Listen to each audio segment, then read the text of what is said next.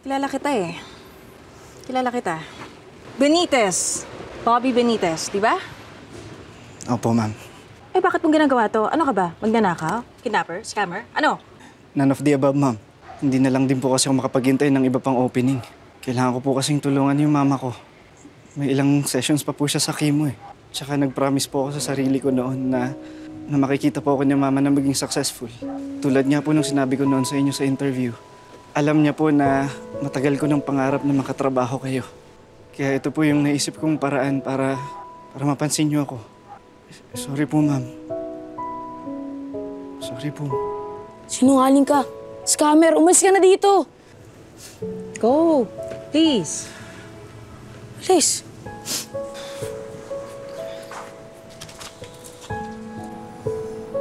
Sorry na ka. Saan po? Kasi nayaan ka ni Mommy na alagaan ka ng scammer na yon. When I should be spending more time with you. Alam mo na, mahirap yung mag-isa. Alam mo, Mi, di niyo naman po talaga kailangan maging mag-isa eh. Kaya nga po ako nandito. Tingnan niyo po. Ito pa po. Akala ko ba ayaw mo nang mag-drawing? Gawa po namin ni Ate Baby, Kuya Bobby. Kung sino man po siya, gawa po namin yan. Ito? Akala ko wala ka ng interest dito. Hindi ko lang po pinapakita sa inyo. Pero sabi po sa akin kasi ni Yaya na maging proud daw po ako sa lahat ng gusto kong gawin. Kasi doon ka daw po magiging proud. Tama po ba? Alam niyo po, ang galing din ni Kuya Bobby. Tinulungan niya po ako gawin lahat yan. Wow! Madami po yan. Ito pa. Kayo gumawa nito? Kami po. Alin dito yung gawa mo? Ito po. Yung gawa ni... Ni Yaya, ito po. O, kung sino man siya. Sorry, ma. Hindi na nga rin po ako nabayaran. Tapos napornada pa yung chance ko na magkakarir kay Ma'am Kayla. Ikaw naman kasi. Sinabi ko na sa'yo na maghintay ka ng iba pang pagkakataon. Gusto ko lang naman makita na proud ka sa akin, May. Anak, mula nung umupo ka sa tabi ko at sinimulan mo akong tulungan dito, noong mga panahong hindi ko kinakaya yung sakit ko. At hanggang ngayon, na medyo okay na yung pakiramdam ko.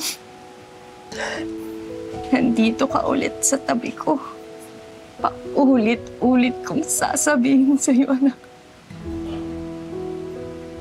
Proud ako sa'yo. Proud na proud ako sa'yo, anak.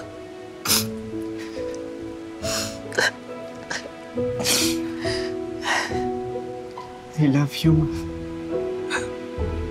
I love you too, Bobby. Bobby. Baby ko.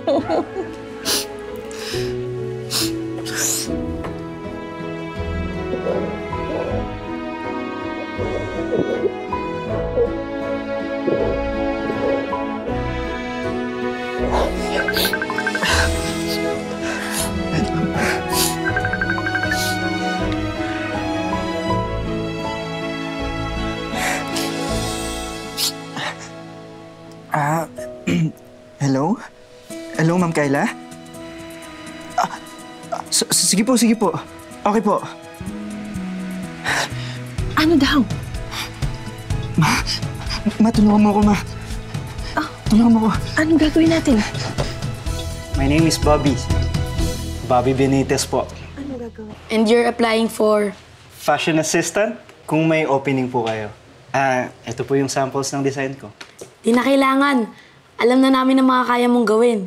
Kaya mong magtahi, mag-design, makinig sa mga problema, at magpabalik ng self-confidence ng isang tao. At dahil kaya mo lahat gawin yun, I'm happy to be your boss. Oops, wait lang. Junior boss lang na, nandito pa ako. Alam mo, idol na idol ganitong si Boom ko eh. Nakita ko nga pala yung mga iniwan mong designs. And maglalaki ulo mo, I'm impressed.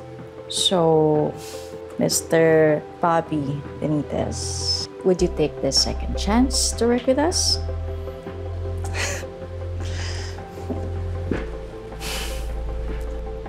Fight, ma'am!